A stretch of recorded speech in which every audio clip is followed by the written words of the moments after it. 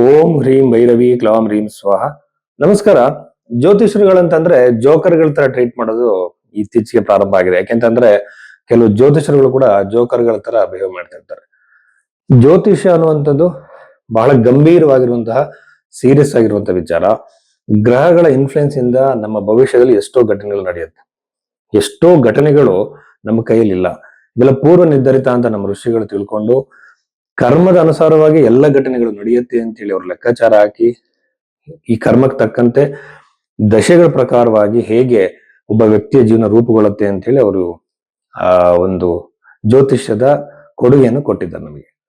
ಈಗ ಜ್ಯೋತಿಷ್ಯ ನಂಬಲ್ಲ ಅಂತ ಹೇಳೋರು ಸೂರ್ಯನ ಕಿರಣಗಳಿಂದ ಸೈಕಲಾಜಿಕಲ್ ಆಗಿ ನಮ್ಮಲ್ಲಿ ಆಗುವಂತಹ ಚೇಂಜಸ್ ನೀವು ಜಸ್ಟ್ ಗೂಗಲ್ ಹೋಗಿ ಸರ್ಚ್ ಮಾಡಿ ಒಂದು ಗ್ರಹದ ಪರಿಣಾಮ ಎಷ್ಟು ಅಂತ ನಿಮಗೆ ಗೊತ್ತಾಗುತ್ತೆ. ಹಾಗೇನೆ ಕರ್ಮವೇ ಇಲ್ಲ ಅಂತ ಹೇಳೋರು DNA ಬಗ್ಗೆ ಈಗ ಆಗ್ತಿರೋ ಸಂಶೋಧನೆಗಳನ್ನ ನೋಡಿ ವ್ಯಕ್ತಿಗೆ ತನ್ನ ಸಂಸ್ಕಾರಗಳು ಹುಟ್ಟುತ್ತಾನೆ ಹೇಗೆ ನರ್ಚರ್ ವರ್ಸಸ್ ನೇಚರ್ ಅಂತ ಹೇಳಿ ಒಂದು ದೊಡ್ಡ ಡಿಬೇಟೇ ಇದೆ. ಸೊ ಇದೆಲ್ಲ ನೋಡಿದಾಗ ಜ್ಯೋತಿಷ್ಯ ಋಷಿಗಳು ಈ ತರ ಕಾಮಿಡಿ ಮಾಡೋಕೆ ಕಂಡುಹಿಡಿದಿರುವಂತದ್ದಲ್ಲ, ಜೀವನವನ್ನ ರೂಪುಗೊಳಿಸ್ಕೊಳ್ಳೋಕೆ, ಜೀವನವನ್ನ ತಿದ್ದುಕೊಳ್ಳಕ್ ಮಾಡಿರುವಂತದ್ದು. ಇದರಲ್ಲಿ ಎಲ್ಲದೂ ನನ್ನ ಕಂಟ್ರೋಲ್ ಇದೆ, ನಾನು ಮಾಡೇ ಮಾಡ್ತೀನಿ ಅಂತ ಹೇಳೋ ಮೂರ್ಖತನದ ವಿಚಾರ ಅಲ್ಲ. ಎಷ್ಟೋ ವಿಚಾರಗಳಿಗೆ ಪೂರ್ವ ನಿರ್ಧರಿತ ಸೈಕಲಾಜಿಕಲ್ ಆಗಿ ನನ್ನನ್ನ ನಾನು ಎಷ್ಟೋ ವಿಚಾರಗಳು ಚೇಂಜ್ ಮಾಡ್ಕೊಳಕ್ ಆಗಲ್ಲ. ಅದು ನನ್ನ ಸಂಸ್ಕಾರದಿಂದ ಬಂದಿರುವಂತದ್ದು.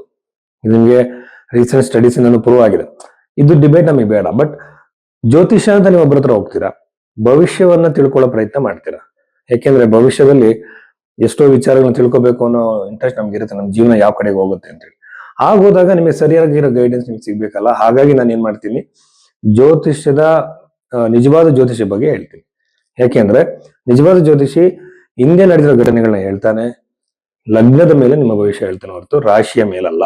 ಒಂದೇ ರಾಶಿಯಲ್ಲಿ ಲಕ್ಷಾಂತರ ಜನ ಹುಟ್ಟಿರ್ತಾರೆ.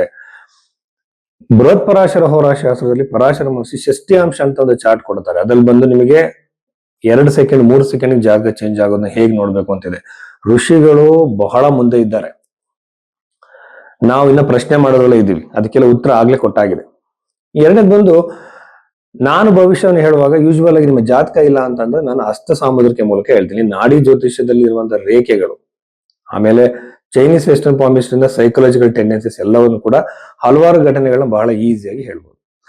ಸೊ ಲಗ್ನವನ್ನ ತಿದ್ದಬೇಕು ಅಥವಾ ಸಿಕ್ಕಿಲ್ಲ ಅಂತಂದ್ರೆ ಹಸ್ತ ಸಾಮುದ್ರಿಕೆ ಮೂಲಕ ನಿಮ್ಮ ಜಾತಕವನ್ನ ಹೇಳ್ಬೇಕು. ಆಮೇಲೆ ಹಿಂದೆ ನಡೆದಿರೋ ಘಟನೆಗಳನ್ನ ಹೇಳ್ಬೇಕು. ಪರಿಹಾರಕ್ಕೆ ಬೃಹತ್ ಪರಾಶರ ಹೋರಾಶಾಸ್ತ್ರದಲ್ಲಿ ಕೊಟ್ಟಿರುವಂತಹ ಋಷಿ ಹೇಳಿರುವಂತಹ ಮಂತ್ರ ಜಪಗಳ ದಾನಗಳನ್ನ ಹೇಳ್ಬೇಕು. ಹಂಗಂದ ತಕ್ಷಣ ಪರಿಹಾರ ಆಗ್ಬಿಡುತ್ತಾ? ಖಂಡಿತವಾಗ್ಲೂ ಇಲ್ಲ. ನಿಷ್ಠೆ ಬೇಕಾಗತ್ತೆ, ಶ್ರದ್ಧೆ ಬೇಕಾಗತ್ತೆ, ಕೆಲವನ್ನ ಅಕ್ಸೆಪ್ಟ್ ಮಾಡ್ಕೋಬೇಕಾಗತ್ತೆ. ಜ್ಯೋತಿಷ ಕೇಳೋದು ಸುಲಭ, ಸತ್ಯವನ್ನ ನೀವು ಒಪ್ಕೊಳ್ಳೋದು ಬಹಳ ಕಷ್ಟ. ಅದಕ್ಕೊಂದು ಧೈರ್ಯ ಬೇಕಾಗುತ್ತೆ, ಅವಾಗ ಮಾತ್ರ ಭವಿಷ್ಯ ಕೇಳಬೇಕು.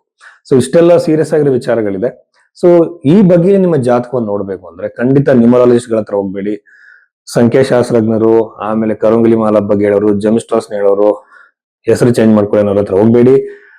ನಿಮ್ಮ ನಿಖರವಾದ ಭವಿಷ್ಯದ ಬಗ್ಗೆ ತಿಳ್ಕೊಳ್ಳೋಕೆ ಜಾತಕವನ್ನು ಅನಾಲಿಸಿಸ್ ಮಾಡಬೇಕಾಗತ್ತೆ. ಅದಕ್ಕೆ ಟೈಮ್ ಹಿಡಿಯುತ್ತೆ.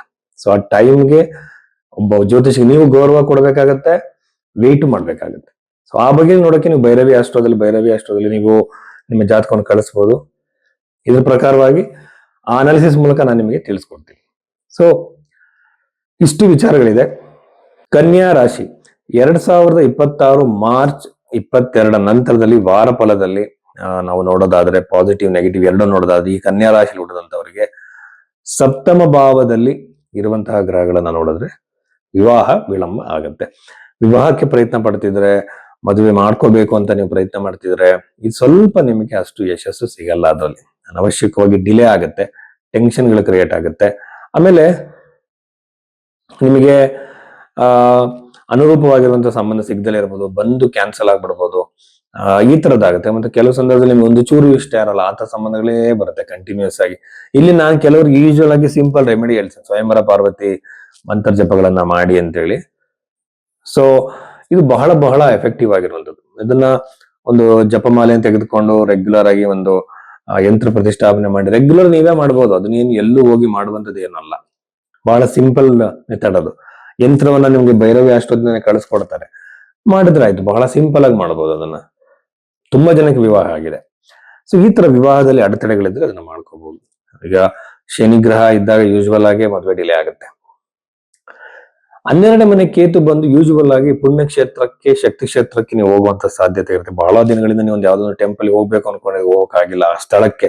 ಅಲ್ಲವು ಯಾರು ಯೋಗಿಗಳನ್ನೋ, ಶಕ್ತಿ ಪುರುಷರನ್ನೋ ನೀವು ಭೇಟಿ ಮಾಡ್ಬೇಕು, ಅವ್ರ ಆಶೀರ್ವಾದ ಪಡ್ಕೋಬೇಕು ಅಂತ ಬಹಳ ದಿನಗಳಿಂದ ಅನ್ಕೊಂಡಿರ್ತೀರ, ಅದಾಗಿರಲ್ಲ. ಈಗ ಆಗುತ್ತೆ ನಿಮ್ಗೆ. ಈ ಟೈಮ್ ಪೀರಿಯಡ್ ಅಲ್ಲಿ ನಿಮ್ಗೆ ಅದು ಕ್ರಿಯೇಟ್ ಆಗುತ್ತೆ, ಕನ್ಯಾ ರಾಶಿಯಲ್ಲಿ ಹುಟ್ಟಿದಂತವರಿಗೆ.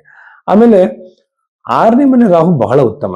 ಯಾವಾಗಲೂ ನೋಡಿ, ಪಾಪಗ್ರಹಗಳು 6ನೇ ಮನೇಲಿ ಇದ್ದಾಗ ನಿಮಗೆ ಒಂದು ವರ್ಕಿಂಗ್ ಎನ್ವೈರನ್ಮೆಂಟ್ ಅಲ್ಲೋ ಅಥವಾ ನಿಮ್ಮ ಅಣ್ಣ ತಮ್ಮಂದ್ರಲ್ಲೋ ಅಥವಾ ನಿಮ್ಮ ಜೊತೆಲಿ ಕೆಲಸ ಮಾಡುವಂತ ಜೊತೆ ಏನೋ ಒಂದು ಕಾಂಪಿಟೇಷನ್ ಇರುತ್ತೆ. ಏನೋ ಒಂದು ನಿಮ್ಮನ್ನ ಸೋಲಿಸ್ಬೇಕು, ನಿಮ್ಮನ್ನ ಬೀಳಿಸ್ಬೇಕು ಅಂತ ಅವ್ರು ಪ್ರಯತ್ನ ಮಾಡ್ತಿರ್ತಾರೆ. ಕೆಲವರಿಗೆ ಬೇರೆಯವ್ರನ್ನ ಸೋಲಿಸೋದ್ರಲ್ಲಿ, ಬೇರೆಯವ್ರನ್ನ ಬೀಳಿಸೋದ್ರಲ್ಲಿ ನೆಮ್ಮದಿ, ಆನಂದ ಜಾಸ್ತಿ. ಆ ಒಂದು ಘಟನೆಯಲ್ಲಿ ನೀವು ಗೆಲ್ತೀರ. ಕೋರ್ಟ್ ಆಗಿರ್ಬೋದು, ಇನ್ನೊಂದಾಗಿರ್ಬೋದು. ನಿಮ್ಮನ್ನ ಅನವಶ್ಯಕವಾಗಿ ನಿಮ್ಮ ಗೌರವ ತೆಗೆಯೋದಕ್ಕೆ ಅವ್ರು ಪ್ಲಾನ್ ಮಾಡಿರ್ತಾರೆ ಅನ್ಕೊಳ್ಳಿ, ಅಲ್ಲಿ ನೀವು ಗೆಲ್ತೀರಾ. ರಾಹು 6ನೇ ಮನೇಲಿ ನಿಮಗೆ ಶತಾಯ ನಿಮಗೆ ವಿಕ್ಟರಿ, ಜಯವನ್ನ ಕರುಣಿಸ್ತಾನೆ. ಜಾಗ್ರತೆಯಿಂದ ಇರಿ. ಅಲ್ಲಿ ಪಾಪಗ್ರಹ ಇರೋದು ಬಹಳ ಎಕ್ಸಲೆಂಟ್. ಅದು ನಿಮ್ಮನ್ನು ಸೋಲ್ಸಕ್ ಸಾಧ್ಯ ಆಗಲ್ಲ. ಯೂಶುವಲ್ ಆಗಿ ಅದು ಕನ್ಯಾ ರಾಶಿಯಲ್ಲಿ ಇರುವಂತ ಬಹಳ ಶಾರ್ಪ್ ಇಂಟೆಲಿಜೆನ್ಸ್ ಇರ್ತಾರೆ. ಅವ್ರ ಕಷ್ಟ ಅವ್ರನ್ನ ಯಾವ್ದ್ರಲ್ಲಾದ್ರೂ ಸೋಲ್ಸುವಂಥದ್ದು. ಬಟ್ ಬುಧ ಅಫ್ಲಿಕ್ಟೆಡ್ ಆಗಿರ್ಬಾರ್ದು, ಕಂಡೀಷನ್ಸ್ ಇದೆ. ಇದಾದ ನಂತರದಲ್ಲಿ ಪ್ರಾಪರ್ಟಿ ಖರೀದಿಗೆ ಬಹಳ ಉತ್ತಮ. ಗೃಹ ನಿರ್ಮಾಣಕ್ಕೆ, ವೆಹಿಕಲ್ ಖರೀದಿಗೆ, ಪ್ರಾಪರ್ಟಿ ಖರೀದಿಗೆ ಉತ್ತಮವಾಗಿರುವಂತಹ ಒಂದು ವಾತಾವರಣ ಕ್ರಿಯೇಟ್ ಆಗುತ್ತೆ. ಖಂಡಿತ ಪರ್ಚೇಸ್ ಆಗುತ್ತೆ. ಆಮೇಲೆ ಇನ್ನೊಂದೇನಂದ್ರೆ, ಬುಧ ಗ್ರಹ 6ನೇ ಮನೆಯಿಂದ ಆರೋಗ್ಯದಲ್ಲಿ ಸ್ವಲ್ಪ ಸಮಸ್ಯೆಗಳು ಬರುತ್ತೆ. ಏನಂತಂದ್ರೆ ಯೂಶುವಲ್ ಆಗಿ ಲಂಗ್ಸ್ ರಿಲೇಟೆಡ್, ಶ್ವಾಸಕೋಶಕ್ಕೆ ಸಂಬಂಧಪಟ್ಟಂತಹ ಇಶ್ಯೂಸ್ಗಳು ಬರ್ಬೋದು. ಆಮೇಲೆ ಸ್ಕಿನ್ ರಿಲೇಟೆಡ್ ಇಶ್ಯೂಸ್ಗಳು ಬರ್ಬೋದು. ಜಾಗೃತಿಯಿಂದಾಗಿರಿ. ಮತ್ತೆ ಮೆಂಟಲಿ ಸ್ವಲ್ಪ ಜಾಸ್ತಿ ಓವರ್ ಥಿಂಕಿಂಗು, ಪ್ರೆಷರ್ ಕ್ರಿಯೇಟ್ ಆಗಿ ಟೆನ್ಷನ್ಸ್, ಏನೇನೋ ಆಲೋಚನೆಗಳು, ಒಂದೇ ವಿಷಯದ ಬಗ್ಗೆ ಇಡೀ ದಿನ ಯೋಚನೆ ಮಾಡುವಂಥದ್ದು, ಡಿಪ್ರೆಸಿವ್ ಥಾಟ್ಸ್ ಬರ್ಬೋದು. ಇದರಿಂದ ಹೊರಗಡೆ ಬರ್ಬೋದು. ಇದು ಹೇಗೆ ಅಂತಂದ್ರೆ, ಸ್ವಲ್ಪ ಜನರ ಜೊತೆ ಮಿಂಗಲ್ ಆಗಿ ಬೇರೆ ಆಕ್ಟಿವಿಟೀಸ್ ಅಲ್ಲಿ ನಿಮ್ಮನ್ನು ತೊಡಗಿಸ್ಕೊಳ್ಳಿ. ಅದೇ ಈಗ ನೋಡಿ, ಒಂದು ಲೋಟದಲ್ಲಿ ನೀರ್ ಹಾಕೊಂಡು ಲೋಟನ ಹಂಗೆ ಹಿಡ್ಕೊಂಡ್ರೆ ಒಂದ್ ನಿಮಿಷ ಏನೊಂದ್ಸಲ 10 ನಿಮಿಷ ಆದ್ಮೇಲೆ ಅದೇ ಒಂದು ಸಿಕ್ಕಾಪಟ್ಟೆ ಭಾರ ಆಗೋಕ್ ಸ್ಟಾರ್ಟ್ ಆಗುತ್ತೆ. ಬ್ರೈನ್ ಅನ್ನ ನಾವು ಪ್ರೆಷರ್ಗೆ ಒಳಗಾಕ್ಸ್ಬಾರ್ದು. ರಿಲ್ಯಾಕ್ಸ್ ಆಗಿ ಸ್ವಲ್ಪ ಟೈಮ್ ತಗೊಳ್ಳಿ. ಅನಂತರ ನಿಮ್ಗೆ ಅದು ದಾರಿ ಸಿಗ್ತಾ ಹೋಗುತ್ತೆ. ಪ್ರೆಷರ್ ಅಲ್ಲಿ ನಿಮ್ಮ ಮೆದುಳು ಚೆನ್ನಾಗಿ ಯೋಚನೆ ಮಾಡಲ್ಲ. ಇಷ್ಟೊಂದು ವಿಚಾರಗಳಿದೆ. ಅದಾದ್ಮೇಲೆ ಕುಟುಂಬದಲ್ಲಿ ಬಹಳ ಉತ್ತಮ ವಾತಾವರಣ. ಫ್ಯಾಮಿಲಿ ಜೊತೆ ನೀವು ಕಳೆಯುವಂತ ಸಮಯ ಬಹಳ ಚೆನ್ನಾಗಿರುತ್ತೆ. ಮಕ್ಕಳಿಂದ ಬಹಳ ಸಂತೋಷ ಸಿಗುತ್ತೆ. ಆಮೇಲೆ ನಿಮಗೆ ಸಂತಾನದ ಯೋಗ ಇದೆ ದಂಪತಿಗಳಿಗೆ. ಅದಾದ ನಂತರದಲ್ಲಿ ನಿಮಗೆ ಎಷ್ಟೋ ದಿನದಿಂದ ನೀವು ನೆನೆಗುದಿಗೆ ಬಿದ್ದಂತಹ ಕೆಲವು ಕೆಲಸಗಳು ನೀವು ಮತ್ತೆ ಮಾಡ್ತೀರಾ. ನಿಂತೋಗಿರೋ ಕೆಲಸಗಳು ಪ್ರಾರಂಭ ಆಗ್ಬೋದು. ಅದು ಬಿಸ್ನೆಸ್ ಆಗಿರ್ಬೋದು, ಇನ್ನೊಂದಾಗಿರ್ಬೋದು. ಉತ್ತಮವಾಗಿದೆ. ಉದ್ಯೋಗದಲ್ಲಿ ಪ್ರಗತಿ, ಹೊಸ ಉದ್ಯೋಗದ ಸಾಧ್ಯತೆ, ಉದ್ಯೋಗದಲ್ಲಿ ನೀವು ಇಂಟರ್ವ್ಯೂಸ್ ಕೊಟ್ಟಿದ್ರೆ ಸಕ್ಸಸ್ಸು, ವಿದೇಶದಲ್ಲಿ ಉದ್ಯೋಗ ಸಾಧ್ಯತೆ, ದೂರದಲ್ಲಿ ಉದ್ಯೋಗದ ಸಾಧ್ಯತೆ, ಇವೆಲ್ಲ ಪಾಸಿಟಿವ್ ಆಗಿದೆ, ಎಕ್ಸಲೆಂಟ್ ಆಗಿದೆ. ಜಾಬ್ 100% ನಿಮ್ಗೆ ಕ್ರಿಯೇಟ್ ಆಗುತ್ತೆ. ಕೆಲವರಿಗೆ ಮಲ್ಟಿಪಲ್ ಜಾಬ್ ಆಪರ್ಚುನಿಟೀಸ್ ಬರ್ಬೋದು. 2-3 ಇಂಟರ್ವ್ಯೂ ಕೊಟ್ಟಿರುತ್ತೆ, ಎಲ್ಲದರಲ್ಲೂ ಸಕ್ಸಸ್ ಸಿಗ್ಬೋದು. ಈ ಒಂದು ಸಾಧ್ಯತೆಗಳು ಕನ್ಯಾ ರಾಶಿಯವರಿಗಿದೆ. ನಮಸ್ಕಾರ.